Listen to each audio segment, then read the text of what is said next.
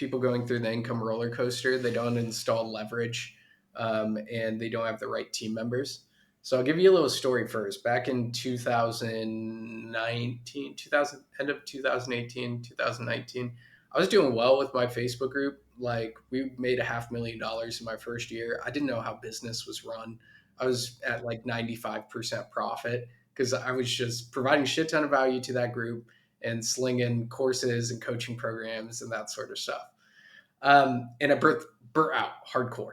So I went to Deer Park Monastery for a week and realized I need to make some changes. So I'd been going through Project Nuclear with Scott Olford, his program, and they talked all about KPIs, team, that sort of stuff. And it finally started to sink in when I created some space. And I had a member from their team actually reach out to me in February of the following year and was like, "Hey, I love what you're about. I want to be a part of your team," that sort of stuff. It was like, it's going to be $5,000 a month for me to work on your team full time. And at that time, I didn't know how business was run. Like, I was profiting a lot and like super happy with it, but I was burning out. And I was like, $5,000 a month, that's a lot, yada, yada, yada. I was like, oh, I'll give it a chance. Hired him, best thing that I ever did.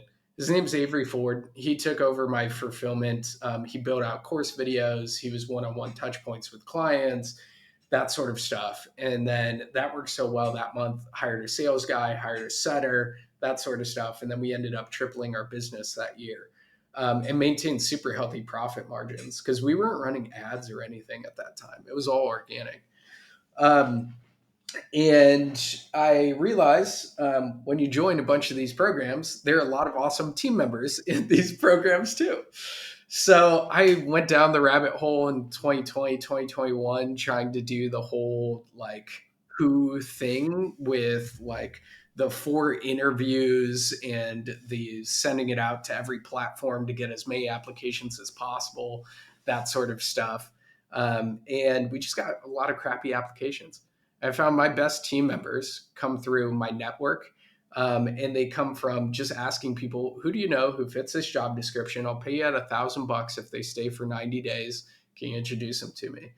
And then also with team members, when you hire A players, they know other A players. So like our sales guy, we need a new setter. I'm like, Mason, who do you know who can take this rollover? Boom, he was able to hire that guy in 2 weeks. Really high quality dude named Cabe. So I think with hiring, especially 0 to 7 figures, like don't overcomplicate it. Hire A players, join a bunch of programs, ask your network, who do they know, and have really high standards of who's on your team. Like the old adage, hire slow, fire fast. I think the thing that sinks businesses the most is hire or holding on to people too long and setting them up for success. I tell all my clients, like, onboard fucking hard. Like, if you're their direct report, you should be meeting with them every single day for the first 2 weeks. Like, no questions asked. Like, OPW is your ultimate form of leverage, other people's work.